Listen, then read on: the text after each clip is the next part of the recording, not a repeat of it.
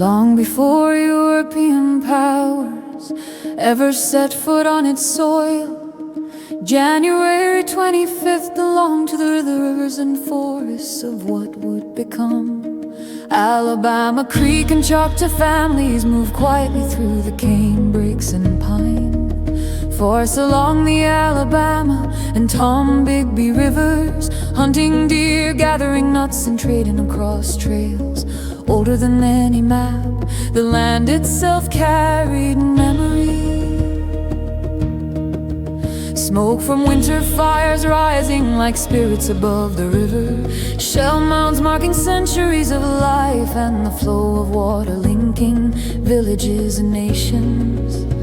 In the 1500s, Spanish explorers passed through, leaving fragments of iron crosses carved into trees, and records that spoke more of ambition than of understanding. French traders and missionaries arrived in the 1700s, establishing Mobile, naming it for St. Louis, building forts and chapels and bringing trade networks that connected Europe to the Gulf Coast. British authorities claimed the same territory in 1763, replacing church bells with muskets, marking a rhythm of conquest that would echo for centuries. By 1788, the Mississippi Territory was created, and settlers began pressing into Alabama's forests and river valleys. On January 25th, 1880, the territorial legislature at St. Stephen's debated land grants, property rights, and the organization of courts, imposing a system of governance over lands that had long belonged to the Creek and Choctaw. Surveyors marked boundaries with chains and compasses, carving fields for settlers while displacing indigenous families. 12 years later, the Treaty of Dancing Rabbit Creek forced the Choctaw westward, beginning Alabama's part in the Trail of Tears, leaving villages empty and rivers silent.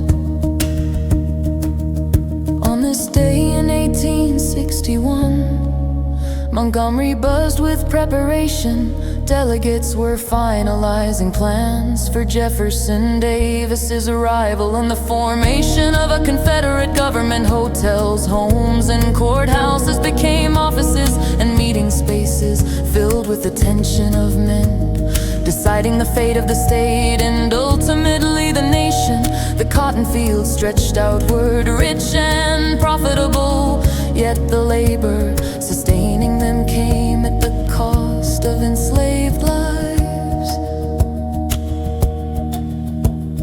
After the Civil War, January 25th witnessed slow but critical rebuilding. Freed people worked to establish schools and churches, claiming education and worship as tools of freedom.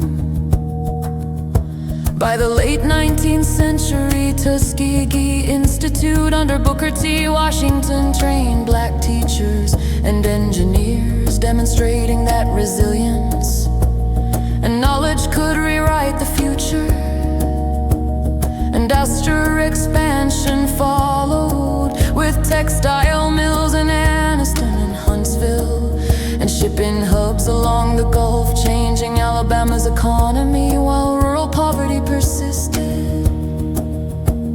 In 1961, freedom riders moved through Montgomery, facing mobs and federal intervention, their courage and discipline echoing across decades. In 1975, Tuskegee University established the first Southern Bioethics Institute, ensuring science would serve humanity, not harm it. By the early 21st century, Huntsville's engineers tested rockets for NASA's Artemis program, and Mobile's ports moved goods worldwide, continuing Alabama's evolution from frontier to global player. Preservation efforts at Cobb and St. Stephen's revealed the foundations of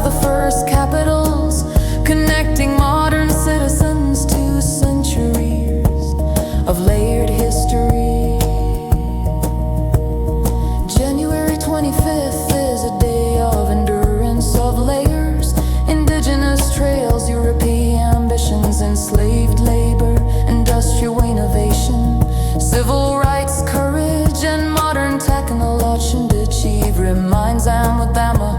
Every era carries the weight